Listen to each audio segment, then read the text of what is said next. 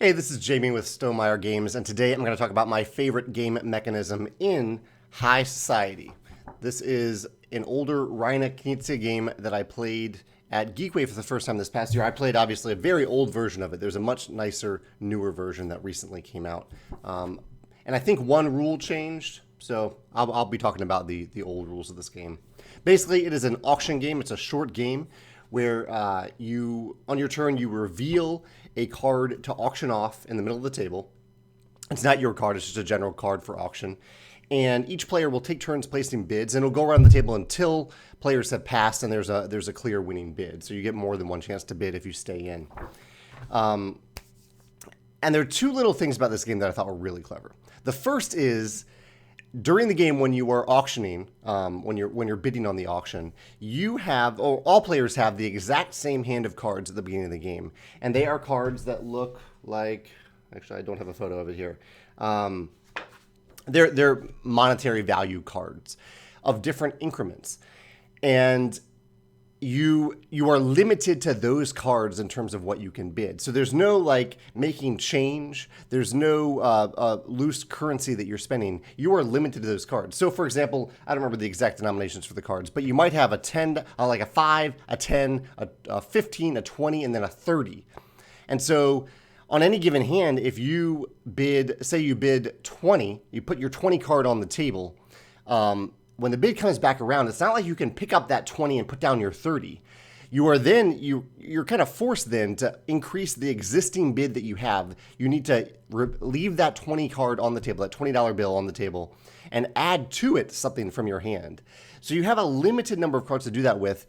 And I think this really helps the auction because it gives you information about the other players. It gives you a reason to really pay attention to what the other players are doing, and it gives you a reason to be very precise with your bid and not maybe necessarily jump to a really high bid because that card is out there from then on, unless you don't win the auction, in which case you get the money back. So I thought that was a really interesting, clever way of doing an auction.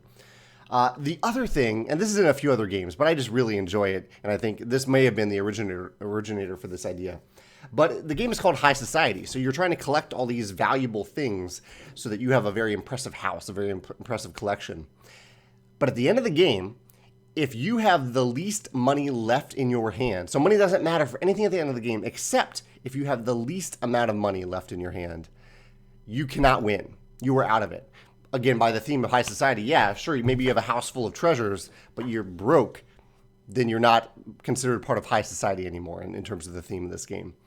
So I really, really like that. Again, in terms of the auction, I think that mechanism could probably go in almost any auction game to discourage players from just going really deep on certain items during the game. It gives you a reason to hold back and be a little careful about what you bid because you don't want to end up with no money at the end of the game, which would at least tie you for last place at the end of the game and leave you out of the running for the victory. So I think that's a really interesting method of keeping players in check a little bit, over-eager players in check, because they know at the end of the game if they don't have enough money, they won't even be eligible to win the game. Specifically if they have the least amount of money. It's not a certain threshold, it's just the least amount of money. So yeah, those are the two things I really enjoyed about High Society. I look forward to playing again. I hope for the chance to play the nicer version of this, the newer version. And I'd love to hear your thoughts on it. If you have a different favorite mechanism in High Society, or if one of these auction mechanisms reminds you of another game, another auction game that you want to talk about in the comments, I'd love to hear your thoughts on that as well. Thanks.